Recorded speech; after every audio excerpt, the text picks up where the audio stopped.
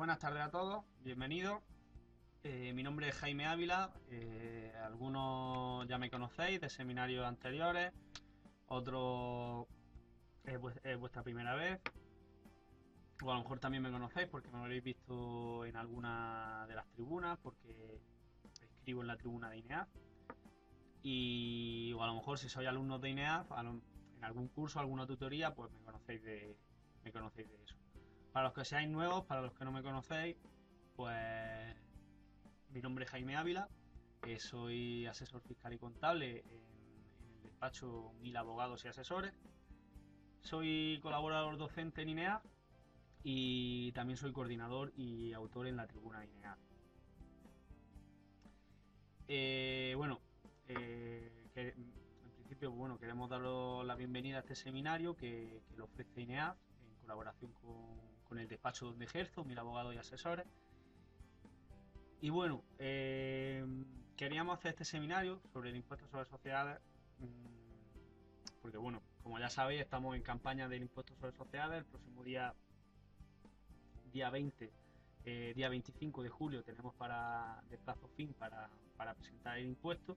Y pues queríamos ofrecer este seminario, como por ejemplo ya hicimos en el seminario del impuesto sobre la renta de las personas físicas, que pilló en mitad de la campaña de la renta. Entonces, pues este seminario viene al caso. El título del seminario, correcciones del resultado del ejercicio. Pues bien, este impuesto, como ya sabéis, es un impuesto muy completo, no es tan complejo como el impuesto sobre la renta, pero es un impuesto completo y amplio. Y si tuviésemos que explicarlo de pe a pa, nos llevaría bastante tiempo. Pero quizá he querido sintetizarlo y resumirlo en esta parte de la liquidación del impuesto, que creo que es la más importante, la más compleja y a efectos de la planificación fiscal de un buen asesor. Yo creo que es el tema de mayor redundancia que tiene el impuesto. Entonces nos vamos a centrar en esta parte del impuesto durante el seminario. Bueno, antes de comenzar, deciros que el seminario en principio dura una hora y cuarto. Depende de cómo vaya el seminario, pues intentaré atender a las preguntas de dudas que tengáis al final del seminario. Las vamos a dejar al final del seminario las preguntas, para no tener que ir parando, si no nos podemos demorar mucho. Entonces terminamos el seminario, preguntad lo que queráis si da tiempo y yo os contesto.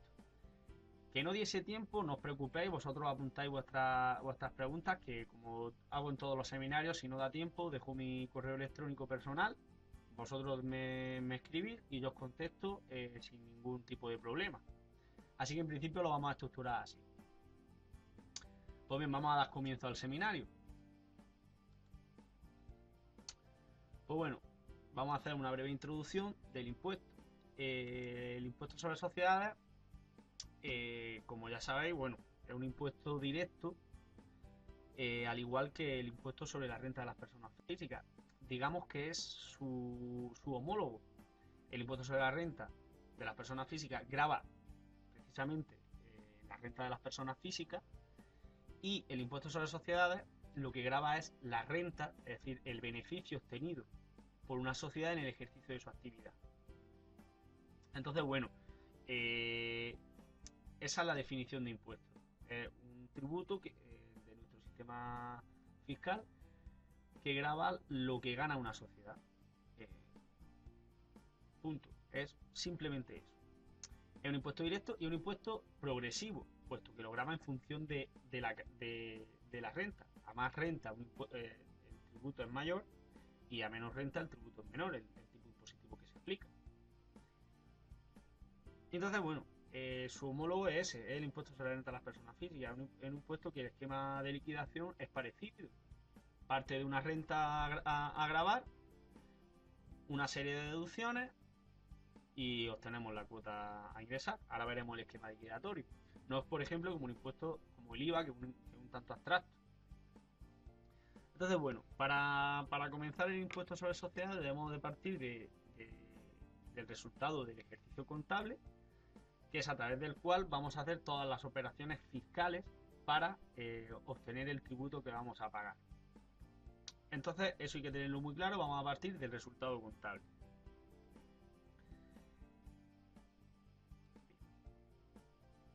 Diferencia entre criterio fiscal y criterio contable. Las correcciones de la base imponible. ¿Por qué son correcciones a la base imponible? Porque nosotros, a la base que nosotros vamos a aplicar el tipo de gravamen del impuesto sobre sociedades, esa base no coincide con el resultado contable, no coincide con el rendimiento de la sociedad. ¿Por qué? Contablemente, nosotros la contabilidad de una empresa la llevamos acorde con el Código de Comercio, acorde con el Plan General Contable. El Plan General Contable es una guía mediante la cual quiere unificar el criterio de contabilidad de todas las empresas, en este caso españolas, y lo que quiere expresar a través de una serie de pautas es la imagen fiel de la empresa. Y esa imagen fiel es inalterable. No podemos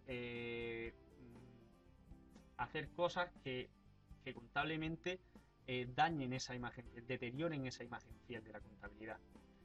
Que tiene que expresar la estructura económica y financiera de la empresa lo más fiel posible. Insisto, fiel. Y el criterio fiscal, no. El criterio fiscal puede considerar una serie de gastos, una serie de ingresos no imputables a la hora del cálculo del impuesto sobre sociedades, y además te puede ofrecer una serie de incentivos fiscales que tú contablemente no tienes. Entonces se producen diferencias entre el criterio fiscal y entre el criterio contable. Y de ahí surge el concepto de corrección a la base imponible.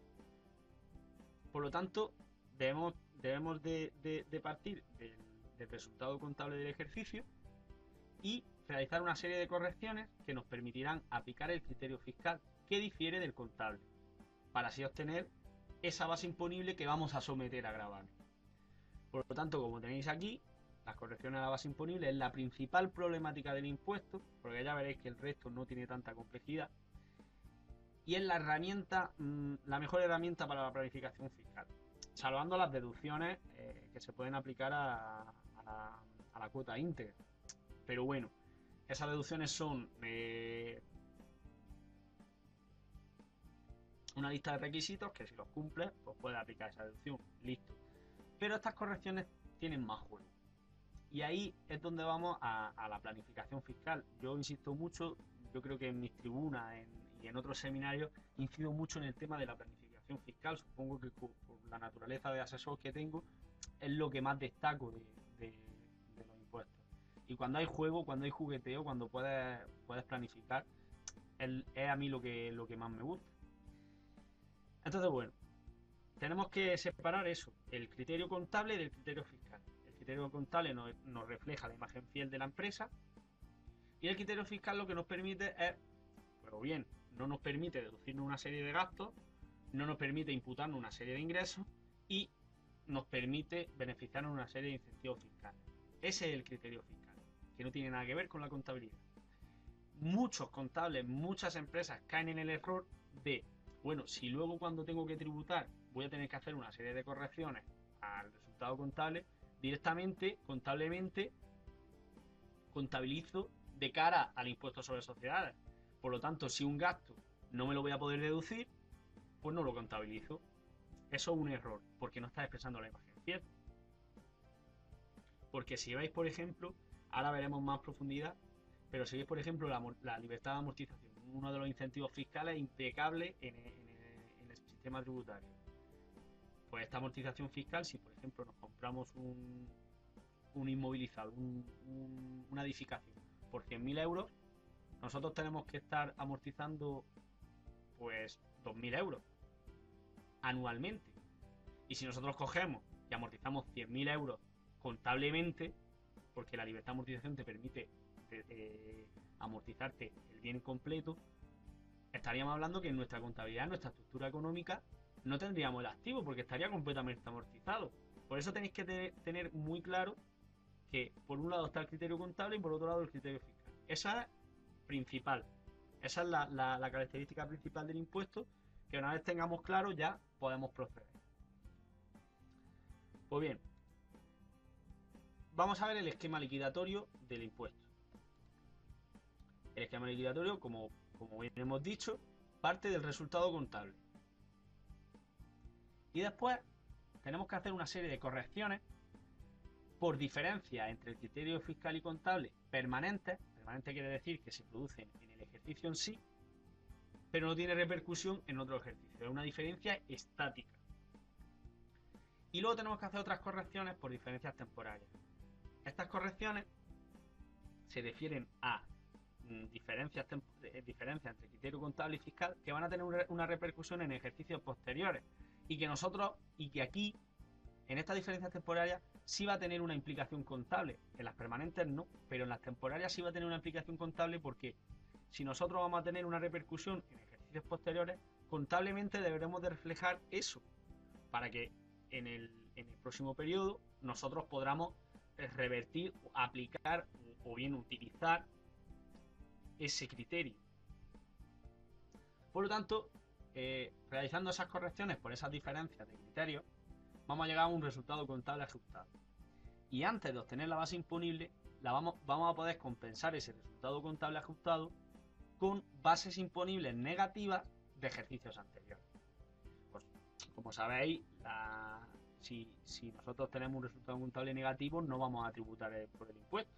Nos devolverán nuestras retenciones y pago a cuenta y no vamos a tributar por ese impuesto. Pero esa base imponible negativa no se queda ahí en el olvido. Esa base imponible negativa genera un crédito a nuestro favor que nosotros en el primer ejercicio donde tengamos resultado positivo vamos a compensar. Entonces nosotros compensaremos ese resultado contable ajustado con base imponible negativa de ejercicios anteriores y obtendremos la base imponible general. Hasta aquí es donde vamos a ver este seminario. Luego aplicaremos el tipo impositivo aplicable según la normativa y obtenemos la cuota íntegra. Existen una serie de deducciones y bonificaciones que cada vez son menores, pero existen, y obtenemos una cuota líquida. Aplicamos las retenciones y pagos fraccionados que hayamos pagado durante el año y nos sale el líquido a ingresar o a devolver. Pues bien, entendiendo este esquema de liquidación, que no es muy complejo, vamos a proceder a las diferencias permanentes y temporarias, ¿vale? Las correcciones de la base imponible. Antes de nada, tenemos también que tener claro la imputación de ingresos y gastos que hay que hacer en el impuesto sobre sociedades. Y para ello nos vamos a ir al artículo 19 del texto refundido de la ley de impuestos sobre sociedades. Vamos a leer el artículo y vamos a analizarlo. Como veis, el artículo 19.1 dice que los ingresos y los gastos se imputarán en el periodo impositivo en que se devenguen, atendiendo a la corriente real de bienes y servicios que los mismos representan, con independencia del momento en que se produzca la corriente monetaria o financiera, respecto a la debida correlación entre uno y otro. Por lo tanto, esto quiere decir que nos tenemos que guiar por el criterio de devengo. El criterio de devengo ya el contable y el asesor fiscal ya lo tiene que tener asimilado totalmente. En el ejercicio donde se devengue el ingreso o el gasto es el ejercicio en el que se debe imputar. Ahora bien, vamos al 19.2, al 19.3, perdón, en el que dice que no serán fiscalmente deducibles los gastos que no se hayan imputado contablemente en la cuenta de pérdida y ganancia o en una cuenta de reserva, si así lo establece una norma legal o reglamentaria, a excepción de lo previsto respecto a los elementos patrimoniales que puedan amortizarse libremente. Este apartado lo que quiere decir es que sí, que nosotros vamos a atender al criterio de devengo, que nosotros en el ejercicio donde se devengue ese ingreso o ese gasto es el que vamos a imputar a efectos del impuesto sobre sociedades, pero si contablemente no lo hemos inscrito, no lo hemos contabilizado, no lo vamos a imputar, salvo los elementos patrimoniales que se pueden amortizar libremente, que en este sentido, como es fiscal la amortización y no contable, no hace falta contabilizar 10.000 para amortizar 10.000 libremente. Y ahora vamos a leer un poco más. Los ingresos y los gastos imputados contablemente en la cuenta de pérdida de ganancia o en una cuenta de reserva en un periodo impositivo distinto de aquel en el que proceda su imputación temporal, según lo previsto en los apartados anteriores, se imputarán en el periodo impositivo que corresponda de acuerdo con lo establecido en dicho apartado. Es decir, que yo no puedo imputarme un ingreso de 2012 en 2013. ni un gasto de 2012 en 2013. Pero no obstante, dice aquí, tratándose de gastos imputados contablemente en dichas cuentas en un periodo posterior a aquel en que se proceda a su imputación temporal o de ingresos imputados en la cuenta de pérdida de ganancias en un periodo anterior, la imputación temporal de uno y otro se efectuará en el periodo impositivo en el que se haya realizado la imputación contable. Y esta frase os la tenéis que memorizar perfectamente. Siempre que de ello no se derive una tributación inferior a la que hubiere correspondido por aplicación de las normas de imputación temporal previstas en los apartados anteriores. ¿Esto qué quiere decir? Que nosotros, en principio, vamos a imputar en el periodo lo que nosotros contabilicemos. Si nosotros no vamos a poder contabilizar en un periodo posterior lo que se haya devengado en un periodo anterior, aunque lo hayamos contabilizado en el posterior. Salvo que si es un gasto, lo hayamos contabilizado en un periodo posterior. Con lo cual lo que estamos haciendo es adelantar el impuesto. Si yo en 2012 tengo un gasto y no lo contabilizo en 2013, me permiten imputarlo en 2013 porque lo he contabilizado en 2013. ¿Por qué? Porque yo en 2012 no me he deducido ese gasto. He adelantado el impuesto sobre sociedades. Por lo tanto, Hacienda dice, tira para adelante. O al revés, un ingreso que se devenga en 2013 o se va a devengar en 2013 y yo me lo imputo en 2012 porque lo he contabilizado en 2012. ¿Qué estamos haciendo? Volver a adelantar el impuesto. Por lo tanto, si lo contabilizo en este periodo, Hacienda va a decir, tira para adelante. Pero siempre y cuando de ello no se derive una tributación inferior a la que hubiera correspondido si se hubiese hecho correctamente. Por lo tanto, el artículo 19, que es alrededor de lo que gira todo, el impuesto sobre sociedades, bueno, todo, a grandes rasgos, debemos deducir lo siguiente, que únicamente serán imputables o deducibles aquellos ingresos o gastos que se devenguen en el ejercicio de liquidación y se hayan inscrito contablemente, que se efectúa la libertad de amortización y que se podrá imputar o deducir ingresos o gastos de ejercicios anteriores mientras no se derive una tributación inferior a la que se produciera si se imputara en el ejercicio correspondiente. Y aquí dejo la coletilla. Si se tributa lo mismo o más, no pasa nada. Pero si se tributa menos, te requerirán. Por lo tanto, aquí tenemos el resumen. Gasto de 2012 contabilizado y deducido en 2013. Hemos adelantado el impuesto un año. No pasa nada, a no ser que haya una tributación inferior. Gasto de 2013 contabilizado y deducido en 2012. Hemos diferido el impuesto un año. Es decir, aquí lo que hemos hecho ha sido retrasarlo. Por lo tanto, no. Devengo y requerimiento. Ingreso de 2012 contabilizado e imputado en 2013. Hemos diferido el impuesto un año. Lo hemos atrasado un año. Por lo tanto, lo requerirán. Tiene que ir al criterio de devengo. Y un ingreso de 2013 contabilizado y deducido en 2012, estamos adelantando el impuesto. Por lo tanto, no pasa nada a no ser que se derive una tributación inferior. Entonces esto lo tenéis que tener claro. Y esto, bueno, esto es como todo en el sistema tributario. Si Hacienda gana, no pasa nada. Todo lo que sea bueno para Hacienda, si nos equivocamos para Hacienda, no va a pasar nada. Entonces, bueno, tenéis que tener claro el tema de la imputación de ingresos y gastos con respecto al criterio de devengo y con respecto al criterio de inscripción contable. Una vez tengáis esto claro, ya todo lo que hagamos alrededor del impuesto va a ser en estas líneas generales, en estas pautas. Bueno, pues ahora ya sí nos vamos a meter con las diferencias permanentes, una de las correcciones al resultado del ejercicio. Pues bien, las diferencias permanentes, como hemos dicho al principio, son diferencias entre criterio contable y fiscal que se producen en un momento determinado de forma estática en el tiempo sin tener repercusión en ejercicios anteriores, en ejercicios posteriores, perdón, es una rata, no generando ningún activo o ningún pasivo a favor de Hacienda o en contra. Es decir, nosotros, una diferencia permanente, pues nos producirá un aumento del resultado contable o una disminución del mismo, dependiendo de si se trata de un ingreso o si se trata de un gasto. Entonces, estos aumentos y disminuciones simplemente van a corregir el resultado del ejercicio en el que apliquemos esa corrección. Ya está. De ahí que se llame permanente. Entonces, vamos a ver.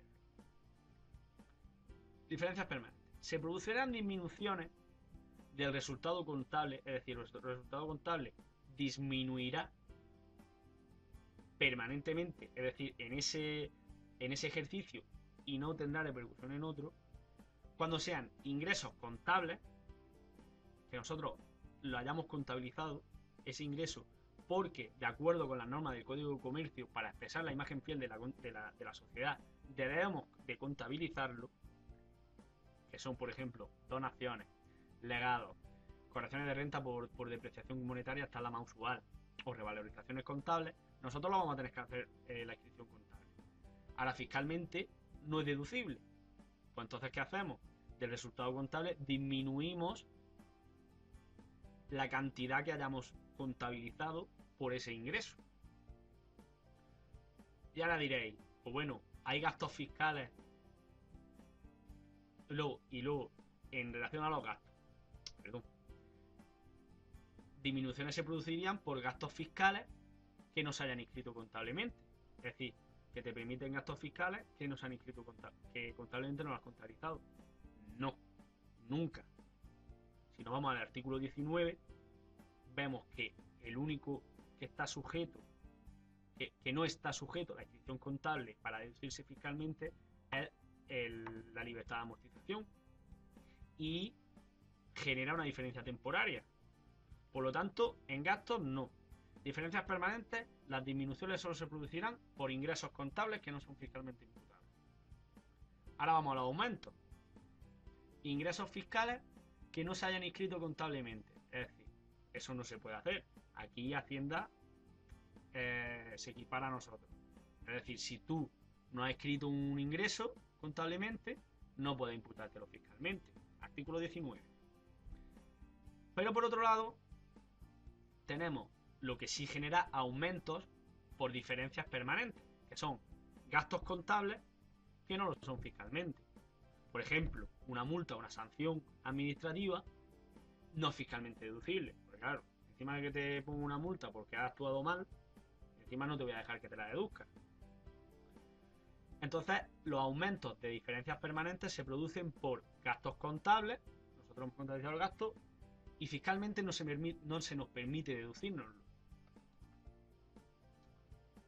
Bien, vamos a ver qué diferencias permanentes hay. Vamos a ir un pelín más deprisa con algunas de las correcciones y nos pararemos en otras que sean mucho más importantes. Bien, en primer lugar, vamos a las estos son todos diferencias permanentes. Tenemos correcciones de valor, pérdidas por deterioro de valor de elementos patrimoniales. Tenemos, por un lado, el deterioro de valor de los créditos por posible insolvencia de deudores. Esto todo se resume en el artículo 12.2 del título respondido de la Ley del Impuesto sobre Sociedades. Nosotros nos podemos deducir un deterioro de un crédito que tengamos con un cliente que no nos paga, pues ese gasto, ese ingreso que nosotros hemos imputado contablemente al emitir la factura, se nos reducirá, es decir, podremos dotar el deterioro, es decir, un gasto que compense ese ingreso contablemente, siempre y cuando concurran alguna de estos requisitos. O bien que pasen 6 meses desde el vencimiento de la deuda. O bien que el deudor se haya declarado un concurso de acreedores, que esté procesado por delito de alzamiento de bienes. Alzamiento de bienes es cuando nosotros vendemos o nos desprendemos de la propiedad de una serie de bienes justo antes de un proceso administrativo, un proceso penal, etcétera. O bien que el deudor, la obligación que tiene el deudor con nosotros se haya reclamado judicialmente. Entonces, si se cumple alguna de estas características, nosotros podemos dotar un deterioro de valor de ese crédito, contabilizando un gasto que nos compensará el ingreso que nos dimos en la venta. Entonces, claro, Si no cumplimos una serie de estas características, pero nosotros queremos contablemente dotar ese deterioro porque tenemos, aunque no concurra alguna de esas características, sabemos que no nos va a pagar y queremos expresar la imagen fiel porque se produce un riesgo de ese crédito. Si nosotros lo queremos hacer, pero no cumple esas características porque son estrictas, pues deberemos de coger y ese gasto no será deducible. Por lo tanto, se producirá un aumento de la base imponible. Bien, esos son los requisitos para que el deterioro de valor de un deudor, del crédito de un deudor, se pueda deducir fiscalmente. En ningún caso, aunque concurran los requisitos anteriores, serán deducibles si el deudor es un ente público o lo ha afianzado un ente público. Que lo haya financiado una entidad de crédito o sociedad de garantía recíproca. Que el crédito sea garantizado con una hipoteca, un derecho real, un pacto de reserva de dominio, derecho de retención, etc. Sean garantizados mediante un contrato de seguro de crédito o caución, o hayan sido objeto de renovación o prórroga expresa, es decir, que hayamos renovado ese crédito, pues no lo podemos coger y dotar. Entonces hay que tener claro eso. Si cumple una serie de requisitos, esa deuda la podremos dotar, fiscalmente se nos permitirá poder deducirnos ese deterioro. Si no cumple esos requisitos, fiscalmente ese deterioro, si lo hemos contabilizado, no lo podremos deducir. Normalmente aquí sí podemos concurrir el criterio contable con el fiscal, es decir, si no cumple ninguna de esas características, de esos requisitos, no dote el deterioro. Aunque bueno, si eres purista y quieres dotarlo, pues lo dotas contablemente y expresas la imagen de la empresa. Bien, luego están, por ejemplo, el deterioro de valor representativo de la participación en fondos propios de entidades que no coticen en un mercado secundario regulado. Pues bueno, antes era deducible por el valor al inicio de los fondos propios y el valor al final de los fondos propios, teniendo en cuenta las aportaciones y devoluciones de los fondos propios para los socios. Esto antes se podía hacer, es decir, en empresas que no cotizaban en un mercado regulado, se podía deducir el deterioro de esas participaciones. Ahora se derogó en la ley 16/2013, 19 de octubre, se derogó esta permisibilidad por parte del criterio fiscal. Por lo tanto, bueno, vamos a pasarla rápido. Sin embargo, los deterioros de valores representativos de deuda en fondos propios de empresas que cotizan en mercados regulados sí es deducible, pero es deducible la pérdida global. Es decir, nosotros tenemos que coger todos nuestros títulos poseídos, los títulos que tenemos de participación en entidades que coticen, y dotamos ese límite, es decir, la pérdida global, el conjunto de valores.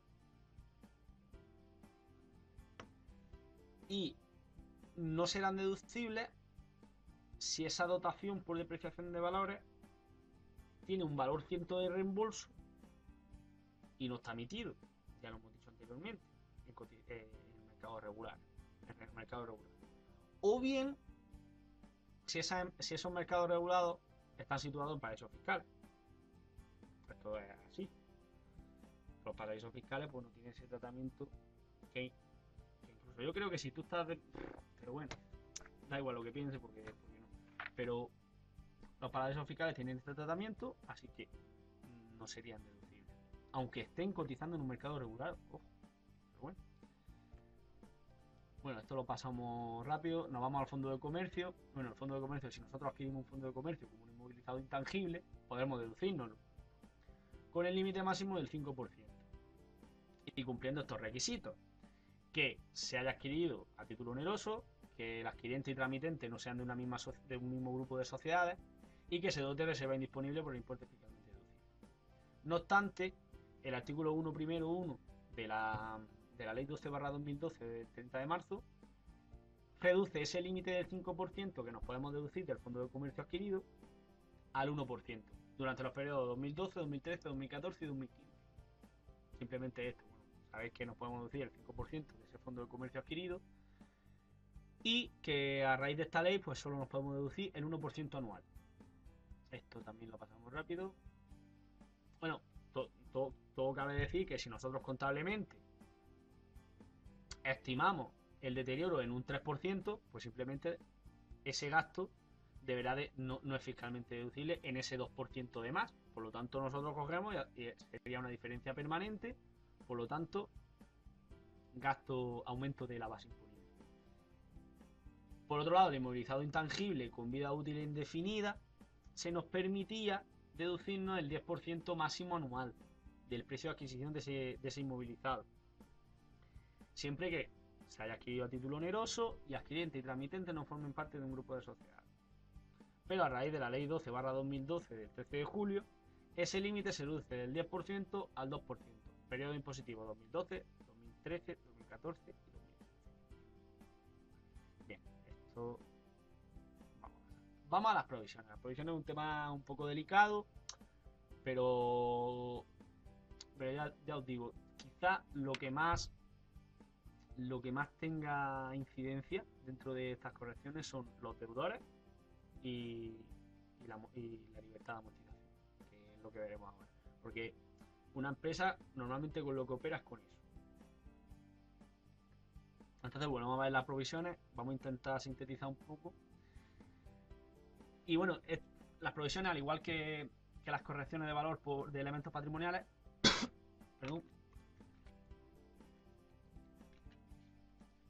van a generar una diferencia permanente si la hemos contabilizado y fiscalmente no se nos permite, porque tiene una serie de límites, o bien porque esa provisión que contablemente, repito otra vez, ya estoy muy pesado, pero bueno, esa provisión contablemente es aconsejable, incluso la insta el propio plan general contable, pero fiscalmente no se nos permite deducirnos.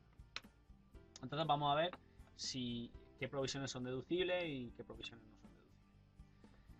¿Cuáles no serán deducibles? Bueno, pues las que dotemos para el cumplimiento de obligaciones implícitas o tácitas, los impuestos. Por ejemplo, si nosotros tenemos una previsión de tesorería en febrero, en septiembre de 2013 tenemos una previsión de tesorería de que el impuesto sobre sociedades vamos a pagar 100.000 euros y nosotros cogemos y dotamos una provisión de 100.000 euros, evidentemente no es fiscalmente deducible. Porque si fuese fiscalmente deducible, no estamos comiendo el impuesto en sí. Parece lógico y normal.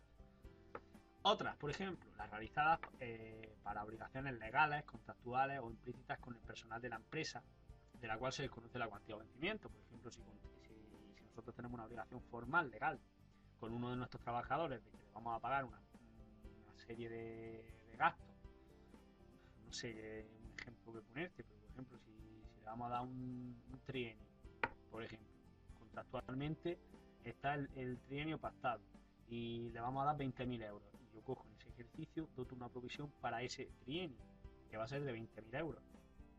Evidentemente, esa provisión no será fiscalmente deducible. Vamos a encontrarle la lógica.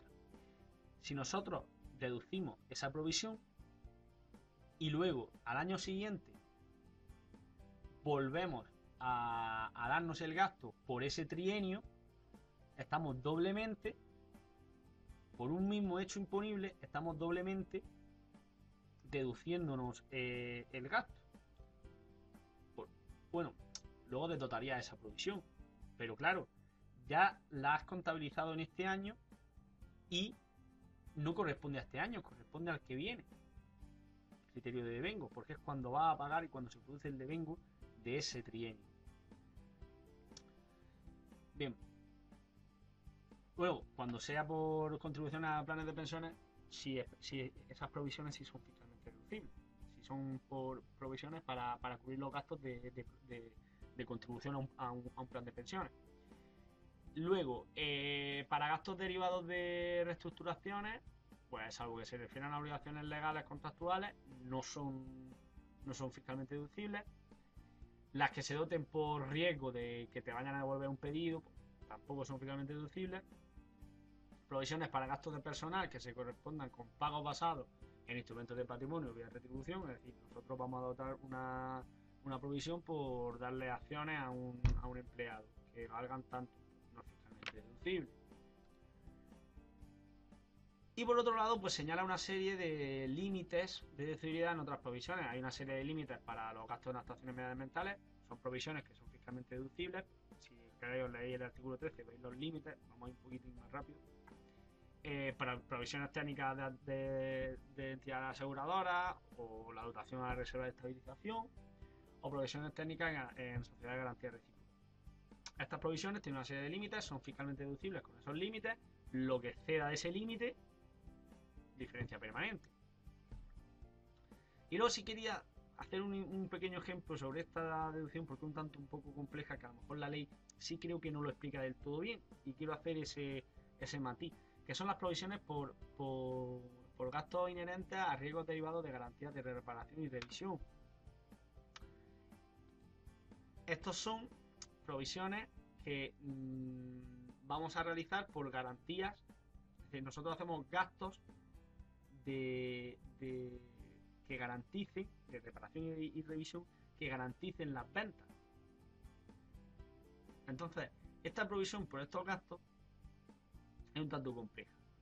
El límite, o sea, lo que nos podemos deducir de esos gastos en los que incurramos, la provisión por esos gastos en los que vamos a incurrir para garantizar esas ventas, es un poco atractivo.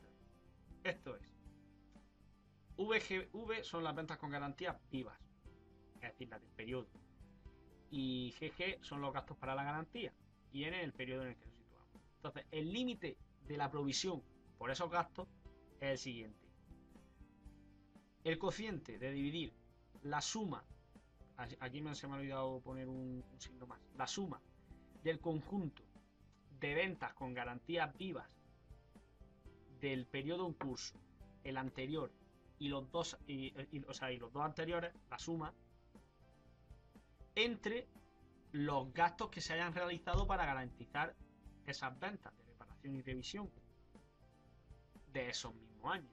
Ese cociente lo multiplicamos por las garantías vivas de este año y entonces obtenemos ese límite de la provisión. Vemos aquí el ejemplo. Por ejemplo, una entidad realiza todas sus ventas con una garantía de 10 meses. Las ventas se realizan por partes iguales al inicio de cada mes. Perfecto. Las ventas realizadas durante los 3 últimos periodos y los gastos para cubrirlas son los siguientes: en 2011 10.000, 2012 20.000, 2013 30.000. Gastos de garantía: en 2012 5.000, 2012 1.000, 2013 1.500. Provisión realizada: hemos dotado 3.000 euros. Bien, pues la solución fiscalmente lo que nos podemos deducir es el 5% de las garantías vivas de este año. Por lo tanto, nosotros calculamos las garantías vivas del año de hace 2 años, las garantías vivas del año pasado y las garantías vivas de este año. Lo dividimos entre los gastos por garantías vivas del año de este año más las del año pasado más las de hace 2 años por 100, y ese es el porcentaje que multiplicaremos por la garantía viva de este año, las ventas con garantía viva. En este caso estaban garantizadas a 10 meses, por lo tanto tenemos que hacer la proporción de 10-12 euros. Sé que esto es un poco complejo, pero bueno, sigo explicando. Que son 25.000 la garantía viva. Esto lo multiplicamos por el 5% que es el límite y obtenemos el límite de la provisión. Hemos dotado 3.000, por lo tanto tenemos que hacer un aumento del resultado contable en 1.750, que es la diferencia. Esto es un poco complejo de explicar, pero quería dejar un poco la fórmula, porque creo que en la ley no viene del todo bien expresado. Entonces yo quería dejaros la fórmula, que si queréis apuntarla, para poder aplicar en este caso la posible provisión. Así, bueno, no vamos a entretener mucho más en esto. Y luego, bueno, tenemos una provisión que es por deterioro de los créditos por posibles insolvencias de deudores. Es decir, nosotros, el artículo 112 te permite que hagas una estimación global de los deudores que tú crees que no te van a pagar. Entonces te dice, tú te puedes deducir el 1% de todos tus deudores. Me explico. Esta provisión consiste en lo siguiente. Nosotros podemos dotar pérdidas por deterioro de valor de créditos comerciales de nuestros clientes de 3 maneras. Uno, podemos bien llevárnoslo directamente a pérdidas porque tenemos contablemente tenemos nociones de que ese hombre no nos va a pagar. Por lo tanto, nos lo llevamos a una 650 y dotamos el cliente directamente a la 650. ese gasto es fiscalmente deducible. Totalmente. Siempre y cuando cumpla los requisitos y no se encuentre en uno de los casos en los que no es fiscalmente deducible. Bien. Ahora vamos a otro. Hay deudores que cumplen los requisitos y son de dudoso cobro. Entonces lo que nosotros hacemos es que todos aquellos deudores que sean de dudoso cobro nos lo llevamos a una 436, clientes de dudoso cobro.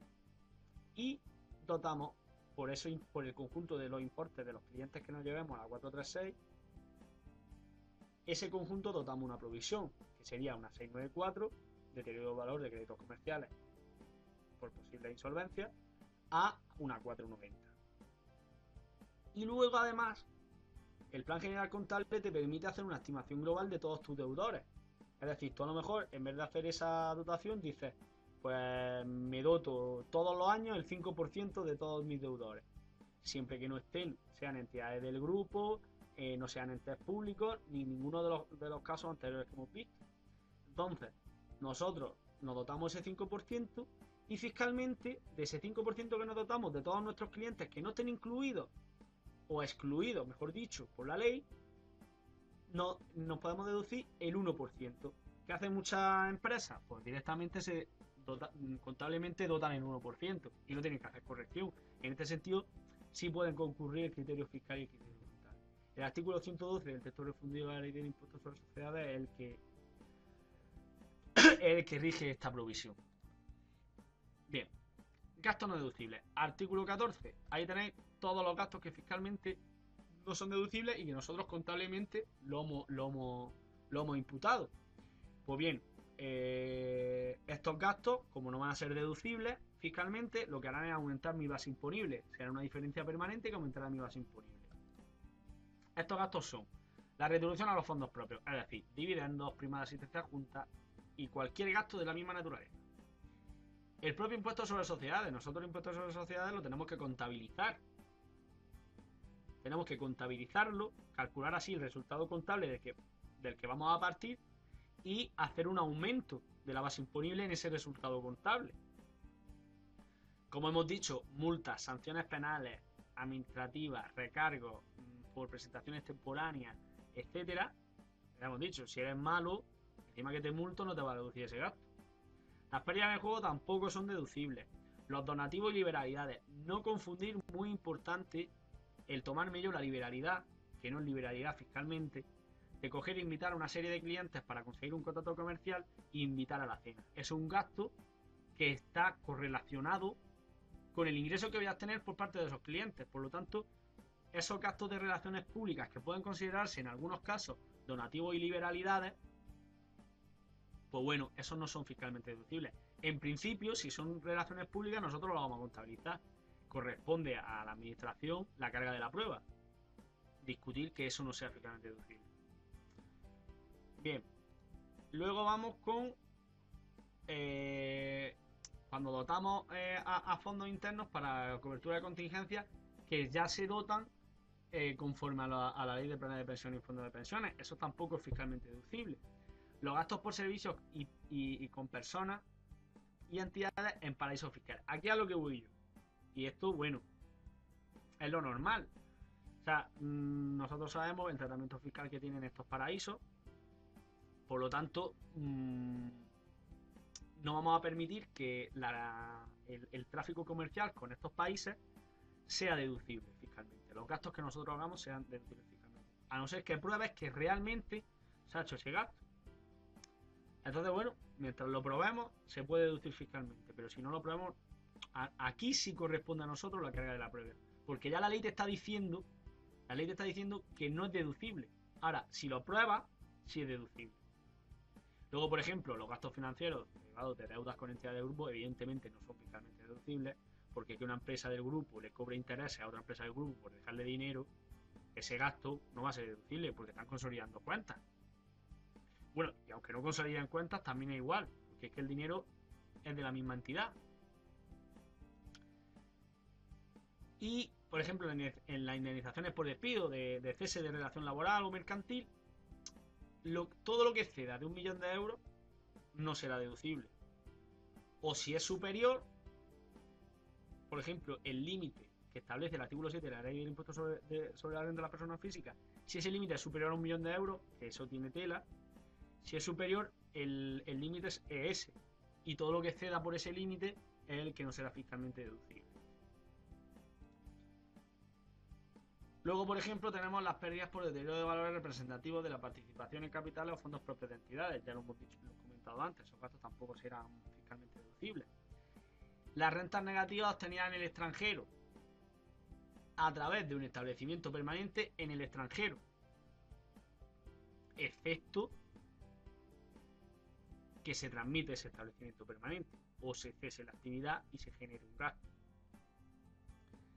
Y las rentas negativas obtenidas por miembros de un gasto no, un beneficio. Rentas negativas obtenidas por miembros de una unión temporal de empresas que también operen en el extranjero, excepto en el caso de transmisión de la participación de la misma o extinción.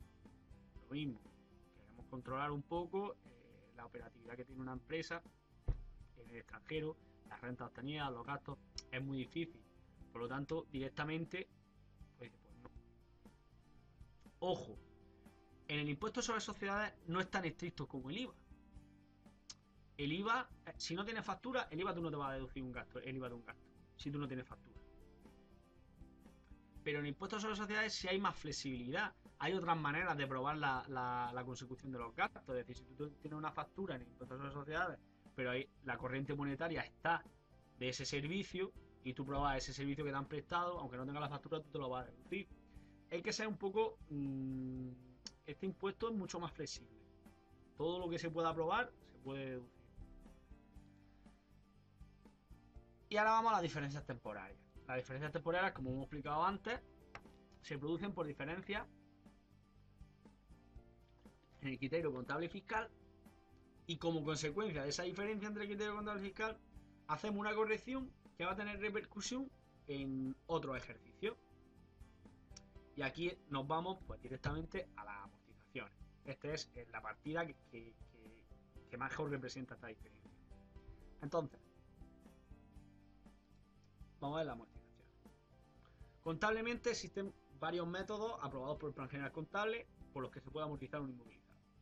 El método lineal, o el de las tablas de amortización por inmovilizado, el degresivo por el constante, o el suma de dígitos de COL, o incluso un plan diseñado por la propia empresa y aprobado por la administración. Pues bien, esto se produce por una depreciación efectiva del inmovilizado por el uso del inmovilizado, que supone un gasto deducible. Ese gasto va a ser deducible siempre. Ahora bien, el texto refundido de la Ley de Impuestos sobre Sociedades te ofrece un incentivo fiscal, que si cumple los requisitos del artículo 108 del mismo, es decir, que tu cifra de negocio sea menor a 10 millones de euros, pues va a poder aplicarte una serie de incentivos fiscales con respecto a la amortización del inmovilizado, que vamos a ver. Por lo tanto, si alguno de vosotros tenéis una empresa que factura más de 10 millones de euros, esto ya no os interesa. Así que, bueno, vamos. Tenemos el artículo 109, que es el que expresa la libertad de amortización. Este artículo representa que nosotros nos podemos aplicar. Bueno, vamos a leerlo y lo analizamos. El artículo 109 dice: aquellos elementos nuevos del inmovilizado material y de inversión inmobiliaria puestos a disposición del sujeto pasivo en el periodo impositivo en el que se cumplan las condiciones del artículo 108, es decir, que se facturen menos de 10 millones de euros, podrán amortizarse libremente. Es decir, si... Bueno, vamos a seguir. Se podrán amortizar libremente siempre que durante los 24 meses siguientes a la fecha de inicio del periodo impositivo en el que los bienes adquiridos entren en funcionamiento, la plantilla media total de la empresa se incremente respecto a la plantilla media total de los 12 meses anteriores, y dicho incremento se mantenga durante un periodo adicional de otros 24 meses. Esto es un trabalengua. Esto lo que quiere decir es que 2013 compro inmovilizado y yo contablemente contabilizo la amortización al 2%. Por ejemplo, si es un inmueble, 100.000 euros, contabilizo 2.000 euros de amortización. Bueno, pues me van a permitir fiscalmente deducirme en 2013 los 100.000 euros completamente.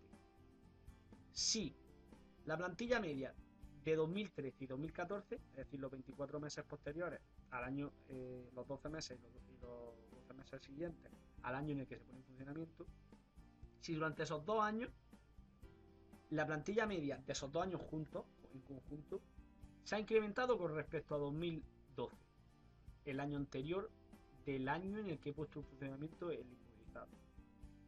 Y ese aumento de plantilla media se mantiene durante 2015 y 2016, es decir, durante los 24 meses posteriores. Lo vamos a ver con un ejemplo, y eso es que una imagen vale más que 1000 palabras, y un ejemplo lo va a aclarar todo. También recordar que la cuantía de la inversión que podrá beneficiarse del régimen de libertad de amortización será resultante de multiplicar ese aumento de plantilla media por 120.000 euros. Normalmente lo que se hace es que yo aplico libertad de amortización en lo que, por ejemplo, si yo he aumentado la plantilla media, pues en ese aumento, en ese porcentaje de aumento, pues en eso aplico libertad de amortización, en el resto lo aplico normalmente y ya está. Entonces no me pillo los dedos. Entonces vamos a un ejemplo. Por ejemplo, una empresa tiene una cifra de negocios que nunca sobrepasa los 5 millones de euros. Ha adquirido en 2014 un inmovilizado por 80.000 euros. Y en el presente ejercicio ha incrementado su plantilla media en un empleado con respecto a 2013. Dicha plantilla media se mantiene durante 2015, 2016 y 2017. Por lo tanto, estamos viendo que cumple los requisitos. Ya lo vamos a ver. Para amortizar libremente los 80.000 euros, ¿qué incremento mínimo necesitamos? Hemos incrementado en una persona. ¿Pero qué incremento mínimo necesitamos?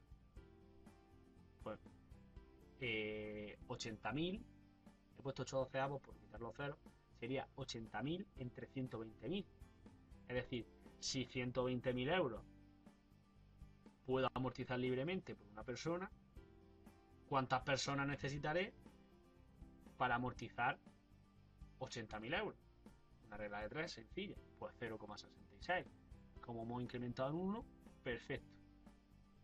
Entonces, la plantilla media de 2014 se incrementa, vemos cómo cumplimos todos los requisitos. La plantilla media de 2014 se incrementa en más de 0,66, que es lo mínimo para amortizar los 80.000 euros libremente.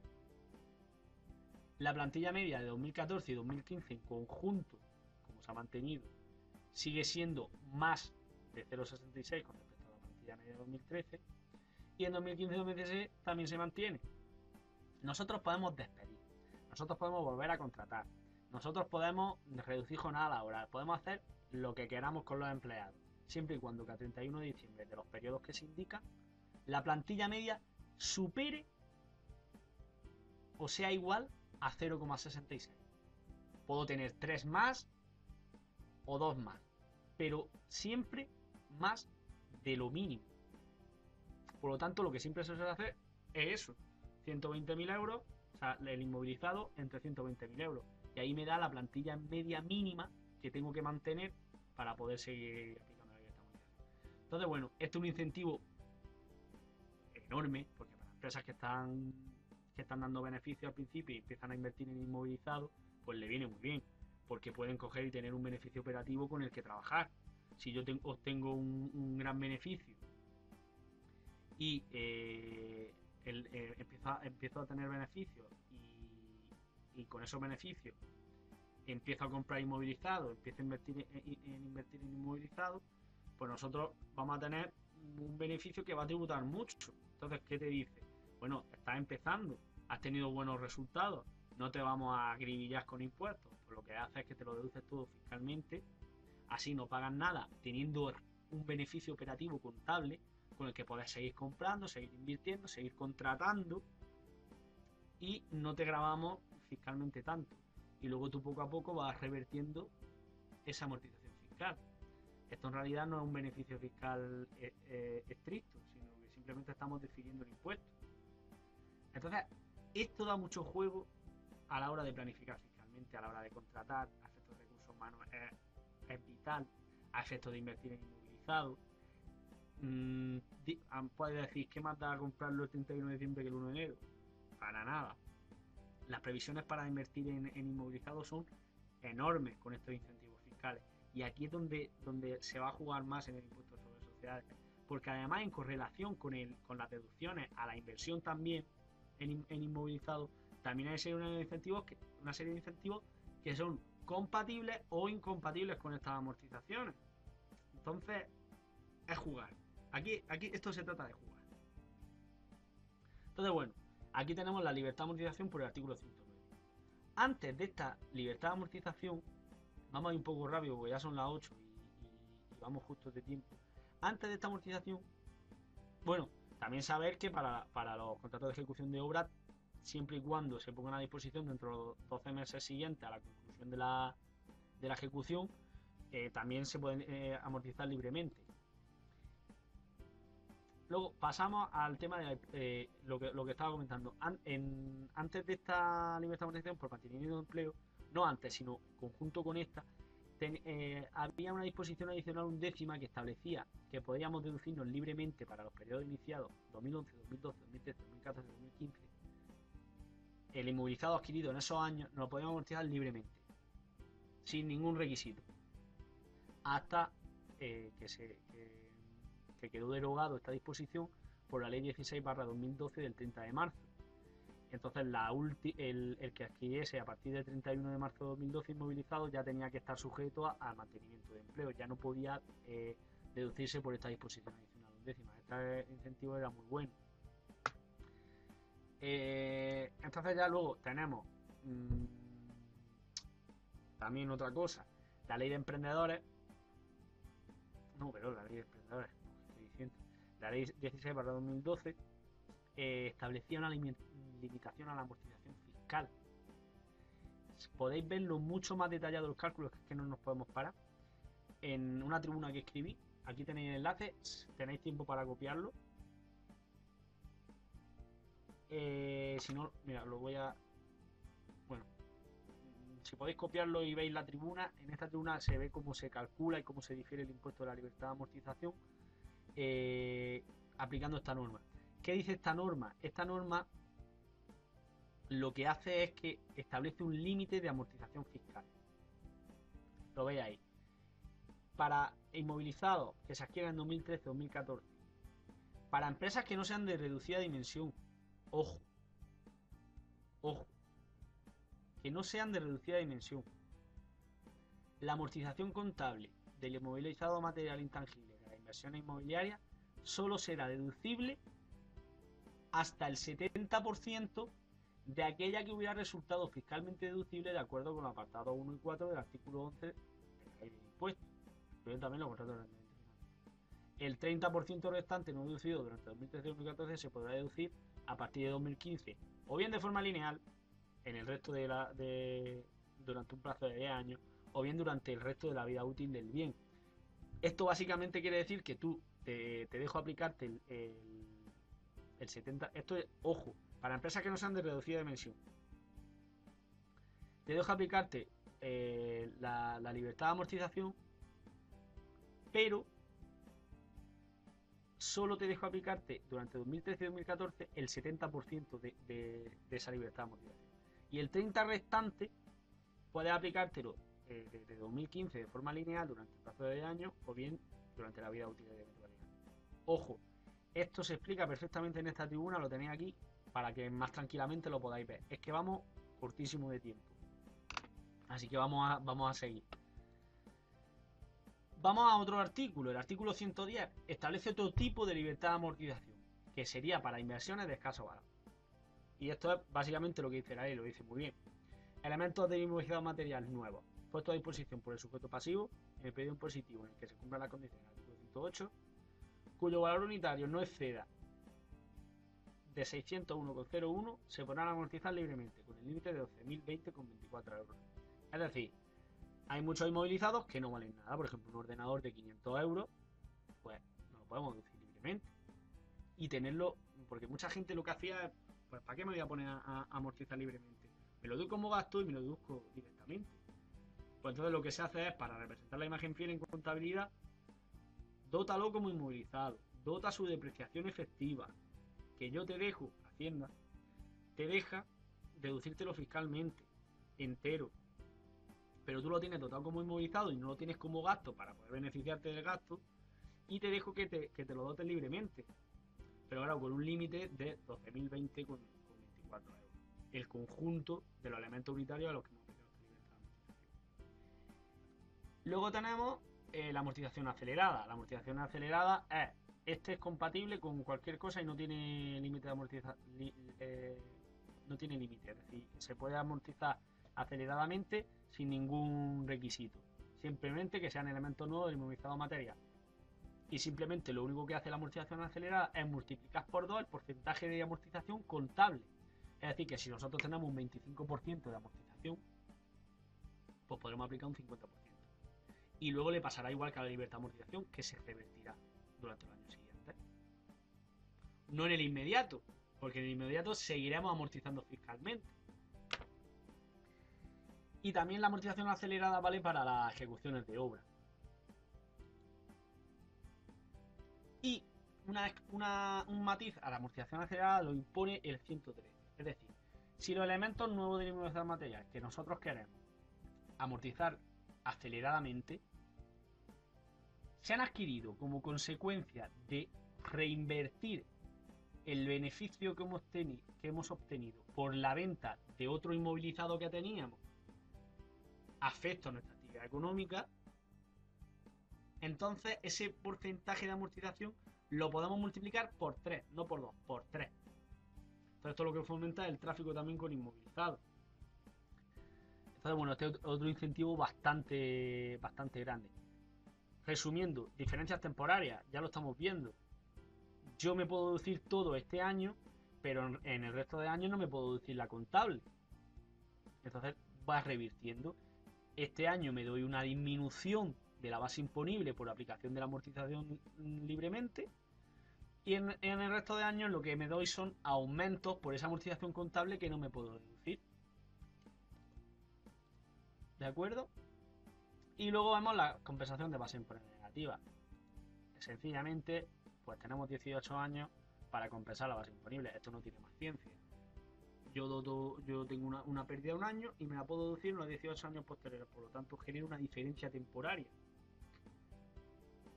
Bueno, no una diferencia temporaria, pero sí tiene el mismo tratamiento. Lo que genero es un crédito a mi favor, que lo voy a poder compensar en los años posteriores. Entonces, ya lo tenemos claro, ya lo tenemos listo. Estas son las correcciones al resultado del ejercicio. Ni más ni menos. Entonces,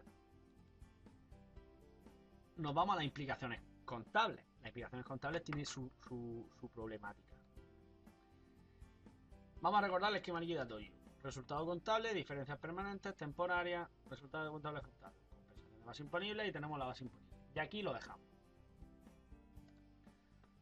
Bien. El impuesto corriente. ¿Cómo contabilizamos el impuesto corriente? Pues simplemente, si nos vamos atrás, nosotros tenemos que saldar cuentas. El impuesto corriente es hacer un asiento por esta parte del impuesto. Cogemos por un lado la cuota líquida a ingresar. Cuenta 630, el impuesto corriente. Ojo, que tengo unas retenciones y pagos fraccionados que ya te he pagado a cuenta de este impuesto. Al haber. Y que lo resultante que queda a ingresar o a devolver. Si a ingresar, pues generamos un crédito a favor de la hacienda pública. Si a devolver, nosotros generamos un crédito contra la hacienda pública. Entonces, bueno, vamos a ver un ejemplillo. Tenemos una base imponible de 60.000, una cuota íntegra del 25%, o sea, una cuota íntegra con el tipo impositivo lo ponemos al 25%, tenemos una cuota íntegra de 15.000 euros. No tenemos deducciones, tenemos unas retenciones y unos pagos fraccionados de 5.000 euros, por lo tanto, líquido a ingresar 15.000 menos 5.000, 10.000. Vamos a ver el asiento contable. Las cuentas contables que intervienen, pues lo que hemos dicho, 630 que es el impuesto corriente, que es la cuota líquida, 15.000 euros. La 4752, Hacienda Pública acreedora por el impuesto, 10.000 euros, en este caso es acreedora. si fuese deudora la 4709 y la 473, que es lo que nosotros hemos estado llevando a lo largo del año a retenciones y pago a cuenta, que son 5.000 euros. Por lo tanto, al debe 15.000 euros del impuesto, que este es el impuesto en sí, lo compensamos con nuestros pagos a cuenta y lo restante es el crédito que se genera a favor de la hacienda pública. Un asiento de lo más sencillo y comprensible totalmente. Bien, vamos al impuesto diferido. Hemos dicho antes que las diferencias permanentes no tienen implicación contable, simplemente corrigen el resultado del ejercicio y punto. Pero las diferencias temporarias sí los tienen, porque generan créditos. Entonces, en primer lugar tenemos el crédito que genera que irían a la 479, pasivos por diferencias temporarias imponibles. A esta cuenta van los gastos que no hemos, o sea, que están contabilizados, o sea, lo que se nos permite deducir de más. Por ejemplo, la amortización, vamos a centralizarlo todo en la amortización. Contablemente amortizo 3.000 euros y fiscalmente amortizo pues 30.000. Me permiten contabilizar 30.000. Por lo tanto, hago un ajuste negativo, de 27.000 euros. Esos 27.000 euros es lo que me puedo, el crédito que tengo que ir revirtiendo. Entonces, como bien vemos aquí, la definición de pasivos por diferencias temporales imponibles son aquellas que darán lugar a mayores cantidades a pagar o menores cantidades a devolver por impuestos en ejercicio futuro, normalmente a medida que se recuperen los activos o se liquiden los pasivos de los que se derivan. Ejemplo, con el ejemplo es que se ve todo claro. Compramos 30.000 euros de movilizado. Contablemente, amortización lineal a 10 años, 3.000 euros anuales. La amortización fiscal, como cumplimos los requisitos, nos podemos deducir fiscalmente 30.000 euros. ¿Qué ajuste vamos a hacer a la base imponible? Menos 27.000 euros. El gasto que ya hay contable, más el gasto que fiscalmente se me permite. Pues hasta llegar a 30.000, 27.000 euros que se reduce nuestra base imponible. Y ahora contablemente, nosotros no vamos a reflejar los 27.000 euros. Nosotros vamos a reflejar el gasto efectivo, que no son 27.000, que es lo que tributarían esos 27.000, es decir, el porcentaje de tributación. Por lo tanto, a eso hay que aplicarle el tipo de impositivo del impuesto a los 27.000 euros de ajuste, que serían 6.750. Y el asiento contable es tal cual. Cogemos, tenemos un gasto de más, porque tenemos más gasto del impuesto, que es el impuesto diferido, por 6.750 que va al debe, los gastos van al debe. Y a la vez me va una cuenta de pasivo, un pasivo por diferencias temporarias. Tengo una obligación con la hacienda pública. ¿Por qué generar una obligación con la hacienda pública al deducirme más de lo que me he deducido contablemente? Y estos 6.750 lo iremos revirtiendo poco a poco, a medida que vayamos amortizando el bien durante los años. Luego tenemos, ¿ves? Lo vemos aquí. En los siguientes años debemos revertir la amortización. Por ejemplo, al año siguiente, ¿qué amortizamos contablemente? Otros 3.000 euros. Pero, ojo, el año anterior está deducido los 30.000, no te puede deducir los 3.000 euros. Por lo tanto, revertimos. Pero revertimos por la parte no tributada del año anterior, que sería el 25% de los 3.750. Por lo tanto, vemos cómo se cambia el asiento. Revertimos y el pasivo por diferencias temporales que generamos el año anterior se reduce en 750 contra el impuesto diferido. Es sencillo. En realidad, en cuanto se coge el ritmo, es sencillo. La otra partida es la de activos por diferencias temporales deducibles.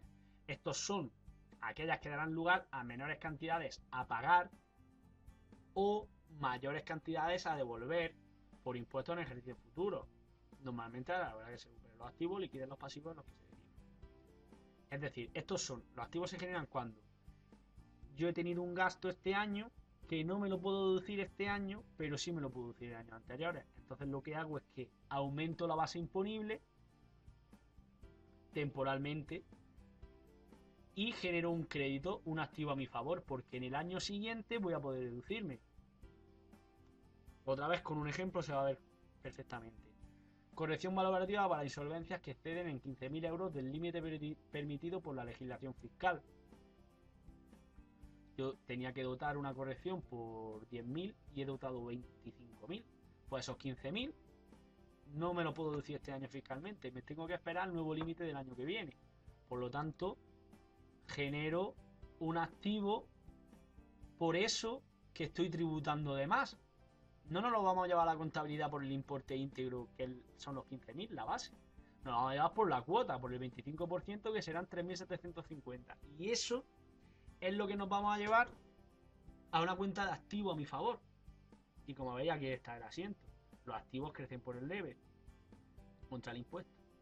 Al año siguiente me lo puedo deducir. Como me lo puedo deducir, disminuyo la base imponible en 15.000 euros. Y contablemente revierto ese activo, aplico ese activo que tengo contra la hacienda pública, generando el impuesto diferido. Es sencillo. Simplemente, bueno, hay que tener claro el concepto y el diferimiento del impuesto a través de la amortización, a través de los gastos que son fiscalmente deducibles. Por eso el artículo 19 de la Ley de Impuestos de Sociedades es tan importante. Entonces, ya tenemos impuesto diferido. Bueno, está en la cuenta del impuesto diferido, que tanto el activo como el pasivo generan ese impuesto. Y luego tenemos el crédito por pérdida compensada del ejercicio. En sí no es una diferencia temporal como tal, pero funciona igual. Generamos un crédito derivado de importe de cuotas correspondientes a las imponibles negativas pendientes de compensación. Pero esto no se produce porque sea fiscal o no fiscalmente deducible, sino porque nosotros hemos tenido un ejercicio malo, no hemos tributado y hemos tenido una base imponible negativa. Pero claro, esa base imponible negativa se nos compensa fiscalmente como compensándola en el ejercicio siguiente con la base imponible positiva. Por ejemplo, bueno, el crédito se genera en la 4745, crédito por pérdida compensada de ejercicio. Por lo tanto, en el año 0 tenemos una base imponible de menos 20.000, pues generamos un crédito.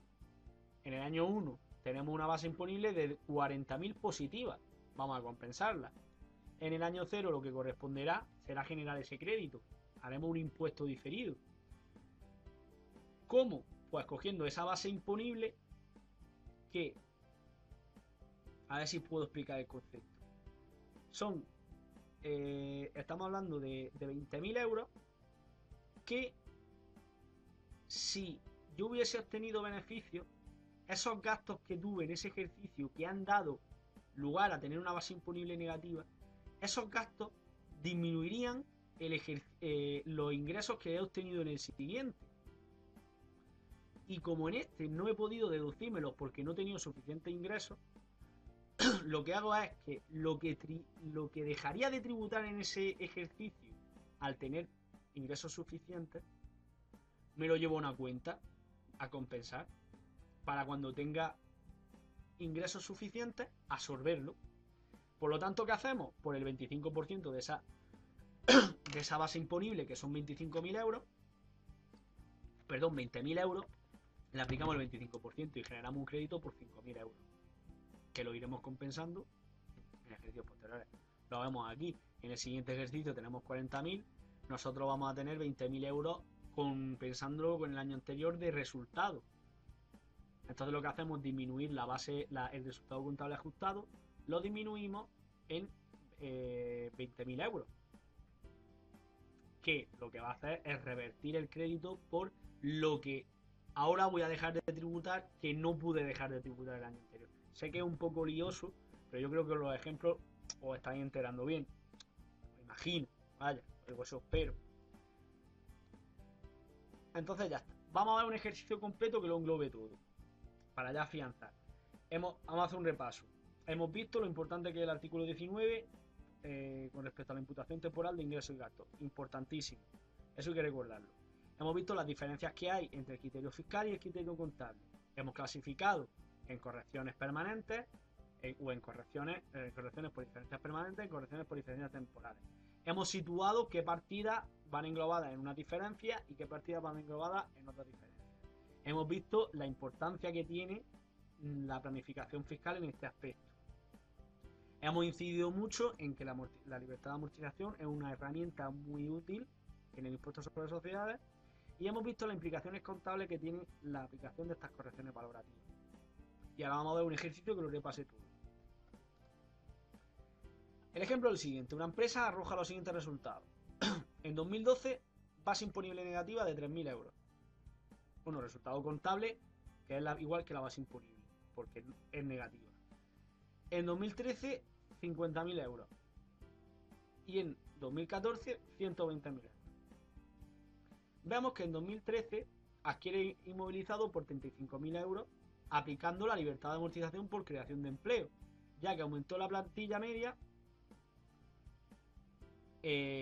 con respecto a 2012 en 3 trabajadores. O sea, la plantilla media de 2012 es de 3 trabajadores y la aumenta en 4 trabajadores. En 2014 la plantilla media es de 6 trabajadores, por lo tanto está aumentada en 3. En 2015 es de 5 trabajadores y en 2016 también de 5 trabajadores, por lo tanto está aumentada en 2.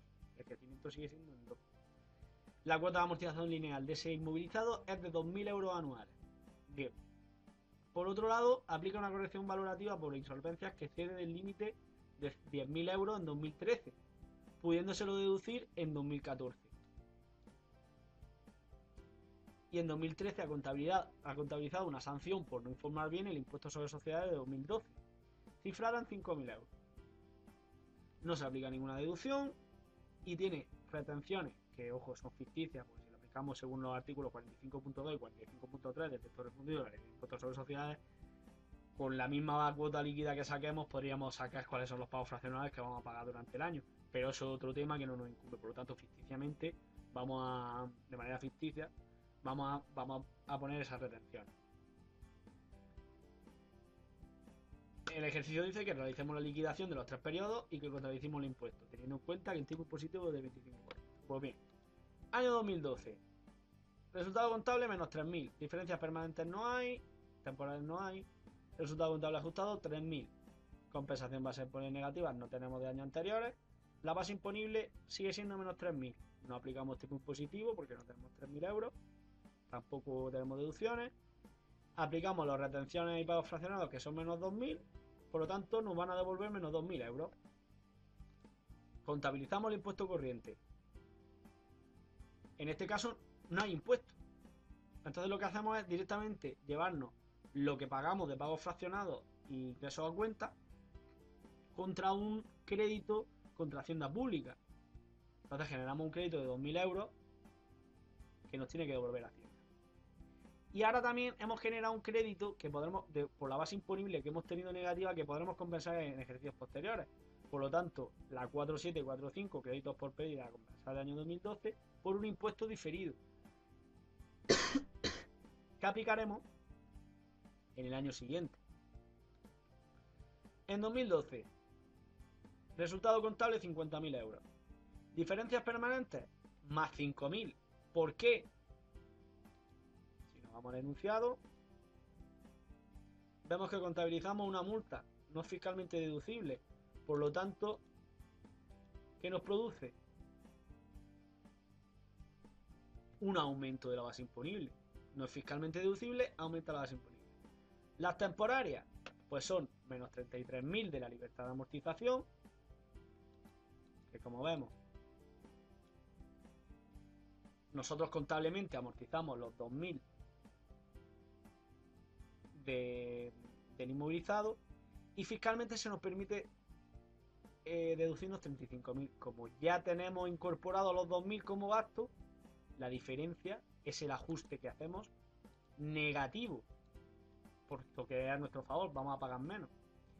Y por otro lado tenemos 10.000, que son de la corrección valorativa que cedía y que no podíamos aplicárnosla. Por lo tanto, tiene que aumentar ese gasto en la base, o sea, ese gasto no puede ir imputado en la base imponible, por lo tanto tenemos un aumento de 10.000. Si compensamos con el ajuste negativo, tenemos 23.000. Pues bien, A 50.000 le sumamos 5.000, le restamos 23.000, nos queda un resultado contable de 32.000 euros. Recordemos que tenemos 3.000 euros de base imponible negativa a aplicar. La aplicamos. Nos queda una base imponible de 29.000, aplicamos el tipo impositivo del 25%, tenemos 7.250, no aplicamos deducciones ni bonificaciones, obtenemos una cuota líquida de 7.250 y le restamos las retenciones y pagos fraccionados que hemos hecho a lo largo del ejercicio, teniendo un líquido a ingresar de 3.250 euros. Asiento por el impuesto corriente, ya lo hemos visto antes. La cuota líquida eran 7.250, que es el impuesto corriente. Ahora, lo compensamos ese impuesto con, ojo, las retenciones que hayamos pagado, se nos descuenta del impuesto. La diferencia es lo que nos queda por pagar, 3.250. Generamos un crédito a favor de la hacienda pública, por lo tanto es nuestro acreedor la hacienda pública. Por la diferencia permanente no se hace nada, ya hemos visto que contablemente no tiene implicaciones contables. Luego, por el pasivo generado por la libertad de amortización, por ese ajuste que hemos hecho, nosotros tenemos que aplicarle a esos 32.000 euros, 33.000 euros, perdón, tenemos que aplicarle el 25%, obteniendo 8.250 euros. Y generamos el pasivo de 8.250 euros que revertiremos en años siguientes. Por lo tanto, este pasivo nos permite deducirnos del impuesto sobre sociedades los 33.000 euros de más. Luego, por el activo que se ha generado por el exceso de dotación, al contrario, generamos un activo que podemos aplicar en el año siguiente por el importe que hemos tributado de más. Y la aplicación del crédito de la base imponible que dimos de alta en el año 2012 por el crédito, por la aplicación de la base a compensar, imponible negativa a compensar, pues ahora la compensamos. Entonces cerramos los 750 contra el impuesto diferido. Antes lo teníamos abierto por 750. Vamos a poder recordar.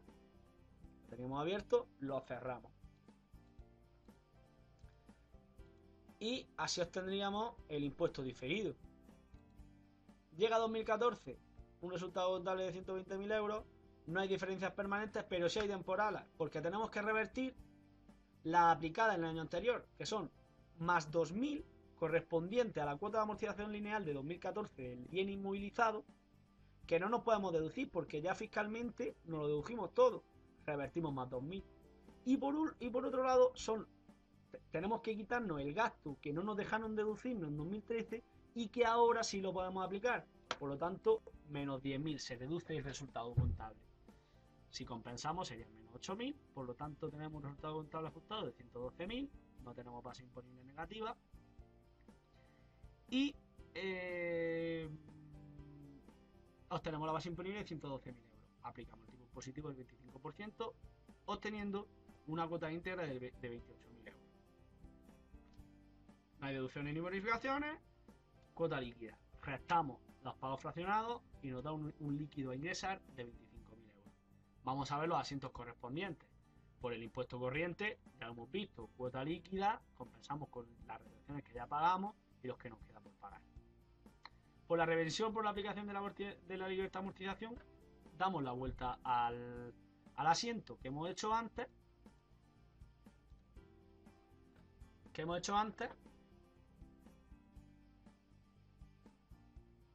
Le damos la vuelta por el importe de los 2.000 euros. Perdón, que me lía un poco. Eso. Nosotros, claro, contabilizamos esto, el asiento, y ahora le tenemos que restar el importe de los 2.000 euros. Me he equivocado y no está bien en la diapositiva. No serían 2.000 euros, sería el 25% de los 2.000 euros. Recordad que es lo que ahora no voy a poder, ahora tengo que tributar de más. Y tengo que tributar de más por el 25% de 2.000 euros, que serían pues 500 euros. Modificarlo si queréis, si estáis tomando nota, modificarlo, esto sería 500 euros. Entonces lo que tenemos es el crédito de 8.250 euros, lo reducimos en 500 euros. ¿Cómo? Así. Y luego, por la reversión de la dotación en exceso, que sí podemos deducirnos este año, pues sería el 25%, aquí sí está bien, sería el 25% de los 10.000 que nos dotamos el año anterior, pues ahora el activo se revierte y ya compensamos ese activo que tenemos contra el impuesto diferido. Y ya está. Hasta aquí las implicaciones fiscales de estos impuestos. Pues nada, en principio me está pasando últimamente en los seminarios que me quedo corto de tiempo, no tengo tiempo para atender preguntas porque me cedo en la hora que está prevista. Os voy a dejar mi correo electrónico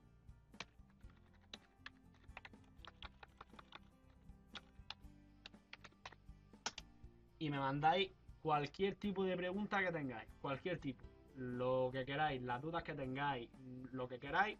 Esto es un servicio que ofrezco a los asistentes por agradeceros el que hayáis asistido a este seminario. Entonces, cualquier pregunta que tengáis, pues yo encantado os la contesto. Y nada, simplemente pues eso, gracias por la atención, espero que os haya interesado, que hayáis espero haber transmitido lo que quería con este seminario, que tengáis clara todo lo que he querido decir, que veáis el impuesto de esta forma, como por ejemplo lo veo yo, un impuesto juguetón, un impuesto con el que se puede jugar, con el que se puede planificar. Y bueno, sobre todo eso, espero que os haya servido mucho. Le he querido dar ese enfoque contable, porque el impuesto sobre sociedades y la contabilidad y el impuesto sobre sociedades van ligados. Entonces también he querido darle ese enfoque contable, espero que os haya servido. Y bueno, pues quería dejaros una pequeña frase que a mí me gusta siempre dejar algo. La mejor arma contra Hacienda es la planificación fiscal. No conformaros, paga lo justo y planifica. Siempre y cuando planifiques, vas a poder jugar con ellos. Esto es un juego. Así que bueno, espero que os haya servido y que de verdad que este seminario os haya aclarado las dudas que tengáis. Por mi parte nada más, agradeceros la asistencia, la atención y bueno, pues nos vamos viendo en la tribuna y nos vamos viendo por INEAF. Cualquier cosa también, ya un poco más profesional, pues también en mi despacho, mis abogados y asesores, pues también estamos ahí para atenderos. Así que muchas gracias y buenas tardes.